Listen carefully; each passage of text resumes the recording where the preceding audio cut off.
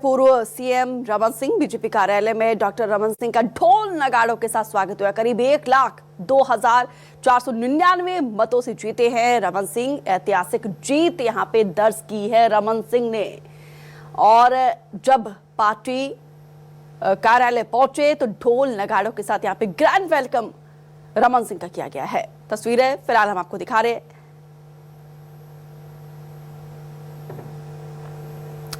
आशीष Tiwari resident editor हमारे साथ जुड़े हुए हैं। आशीष जी, नतीजे अब आ चुके हैं और तस्वीरें सबसे पहले आप सभी के माध्यम से हमने दर्शकों को दिखाया कि किस तरीके से यहाँ पे एक अनएक्सपेक्टेड नतीजे छत्तीसगढ़ में आए हैं। फिलहाल अभी आपकी मौजूदगी कहां पर है और क्या सियासी तपिश इस नतीजों के बाद?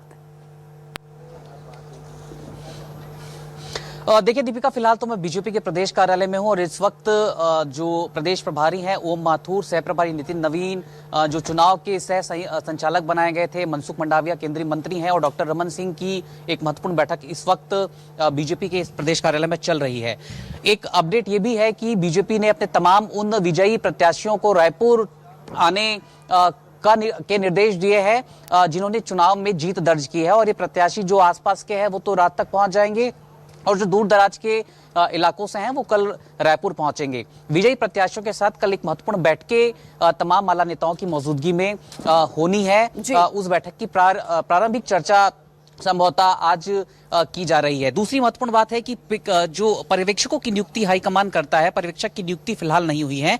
पर्यवेक्षक की नियुक्ति होगी और पर्यवेक्षक रायपुर आएंगे, तब विधायक दल की एक महत्वपूर्ण बैठक होगी और उस बैठक में विधायक दल का नेता, यानी चूंकि रूलिंग पार्टी बीजेपी बन रही है इसलिए सरकार का चेहरा, मुख्यमंत्री का चेहरा तय कर लिया जाएगा। दीपिका, ये चुनाव इस लिहाज से बेहद महत्वपूर्ण है क्योंकि बीजेपी को लेकर ये अक्सर कहा जाता रहा है कि 2003, 2008, 2013 के चुनाव यदि राज्य में बीजेपी ने जीते थे तब बीजेपी की जीत का आधार अलग अलग तरीके के समीकरण थे। बीजेपी समीकरणों के कंधों पर सवार होकर सत्ता तक पहुंचती थी, लेकिन इस दफे बीजेपी ने अपनी रणनीति में बदलाव किया और बीजेपी ने अपनी रणनीति के तहत इंडिविजुअल कैपेसिटी पे ये चुनाव लड़ा है और इस चुनाव को जीता है। बीजेपी के मुद्दे जरूर बड़े प्रभावी चुनाव में होते नजर आए हैं कंपैरेटिवली कांग्रेस। एक दूसरी महत्वपूर्ण बात है कि बीजेपी ने इस दफे जो वोट हासिल किया है राज्य भर में वो तकरीबन 46% है।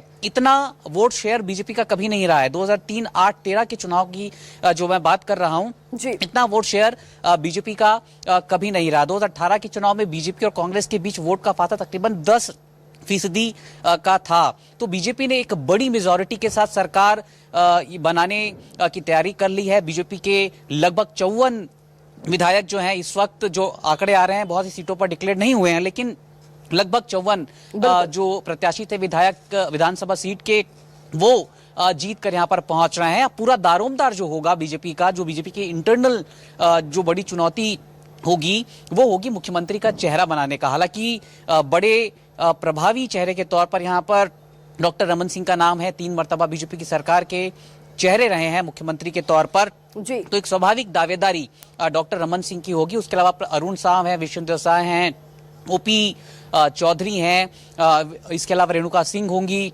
नारायण कौशिक चुनाव जीत चुके हैं, उनकी भी दावेदारी होगी। तो ये तमाम चेहरे चरणबद्ध तरीके से लिए जा सकते हैं, लेकिन मुख्य नाम तो डॉक्टर रमन सिंह का ही इस वक्त सामने आ रहा है। हालांकि आशीष जी, देखिए यहाँ पे इस बार ना खूब एक्सपेरिमेंट यहाँ पर बीजेपी की तरफ से किया गया था। दिग्गजों को चुनावी मैदान में उतारा गया था और चौतरफा ये लड़ाई बीजेपी ने लड़ी है। जमीन पर लगातार तमाम दिग्गज आते रहे हैं और इसी का ही नतीजा है कि माहौल जो पूरी तरीके से उनके पक्ष में है।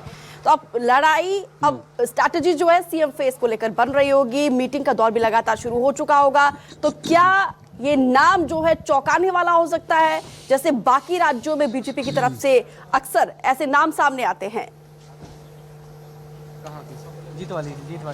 देखिए, बहुत अहम सवाल आपने किया और बहुत फतेह की बात आपने की है कि बीजेपी ने जितना प्रयोग इस चुनाव में किया उतना प्रयोग तो कभी बीजेपी नहीं किया, कम से कम राज्य के भीतर तो नहीं किया। साजा जैसी सीट पर बीजेपी ने एक ऐसे चेहरे को उतार दिया जिसके बेटे की एक घटना में मौत हो जाती है और बीजेपी उस कैंडिडेट के बूते राज्य की दूसरी सीटों पर भी हिंदुत्व का परचम लहराकर चुनावी दहलीज पर जाती है और चुनाव में जीत भी दर्ज करती है। यानी बीजेपी के जो इश्यूज मैनिफेस्टो में हमने देखे कि महिलाओं के लिए बीजेपी ने बड़ा ऐलान कर दिया, किसानों के लिए कर दिया, युवाओं के लिए कर दिया, रोजगार की बात बीजेपी ने कर दी, धान खरीदी, तमाम बातें जो बीजेपी के मैनिफेस्टो में हैं। इन मैनिफेस्टो के तहत बीजेपी को तो वोट मिले हैं, लेकिन बीजेपी के लिए जो अंडर करंट की स्थिति राज्य के भीतर हमने बनते देखी, दरअसल वो हिंदुत्व का परचम बीजेपी इस चुनाव में उठाकर चलती नजर आई है और कहीं ना कहीं ये जो परचम बीजेपी ने उठाया था ये वोट में भी तब्दील हुआ है। यानी एक बड़े फैक्टर के तौर पर हिंदुत्व का जो मुद्दा बीजेपी छत्तीसगढ़ में लेकर आई थी, आमतौर पर छत्तीसगढ़ की तासीर ऐसी नहीं थी, यहां पर हिंदुत्व का मुद्दा भी बीजेपी ने जोर शोर से उठाया और उसे वोट में कन्वर्ट करने में बीजेपी को कामयाबी हासिल हुई है दीपिका। और आने वाले दिनों में जब ये चुनाव का विश्लेषण किया जाएगा तो भी एक ये बड़े मुद्दे के तौर पर लोगों के बीच सामने आएगा। बिल्कुल। अब देखिए, जाहिर सी बात है ये और बड़ी अच्छी बात ये है कि यहाँ पे जो भी एक्सपेरिमेंट्स किए गए, जिन मुद्दों को लेकर बीजेपी चुनावी मैदान में उतरी है, बिरनपुर की बात की जाए, ये देखिए ईश्वर साहू जो है वो चुनाव जीते हैं, ये बड़ा ही अनएक्सपेक्टेड रहा है और एक ऐसी पर्सनालिटी को शिकस्त दी है कि वो कहीं ना कहीं ये ऐसा लग रहा है कि ये चुनाव जो है कहीं केस स्टडी का विषय बन गया है। अब देखिए, निश्चित तौर पर केंद्रीय गृह मंत्री अमित शाह का यहाँ पर नाम लेना मुनासिब होगा। यदि ईश्वर साहू को टिकट बीजेपी ने दी है तो ये कहीं ना कहीं स्थानीय स्तर के समीकरणों के आधार पर ही टिकट दी है और इस टिकट को देने के पीछे का जो अहम चेहरा रहा वो अमित शाह रहे। अमित शाह की आप रैलियों को याद करिए दीपिका, कि अमित शाह जिन जिन रैलियों में जाते थे, चाहे राज्य के दक्षिण हिस्से में हो या उत्तर हिस्से में हो, जहां पर ये मुद्दा बनता ही नहीं, वहां पर भी अमित शाह अपनी रैलियों में ईश्वर साहू और उनके बेटे का जिक्र करते रहे। किस तरीके से हिंसक प्रदर्शन में, हिंसक घटना में बेटे की मौत हो गई, इसे एक बड़े मुद्दे के तौर पर अमित शाह ने एस्टैब्लिश किया और तो कहीं ना कहीं भले ही थोड़े ही रूप में, यानी हर विधानसभा में ये एक बड़े मुद्दे के तौर पर बीजेपी ने एस्टैब्लिश किया था और कहीं ना कहीं ये वोट में तब्दील भी होता दिखा है। और यही बात मैं कह रहा था दीपिका कि आने वाले दिनों में जब चुनाव के विश्लेषण होंगे तो ये भी एक बड़े मुद्दे। बहुत बहुत शुक्रिया। तो अब इंतजार है सीएम फेस को लेकर, देखना होगा कि किसका अनाउंसमेंट होता है। विधायक दल की बैठक जल्द यहाँ पर होगी और उसके बाद देखना होगा कि किसके नाम पर मुहर लगती है।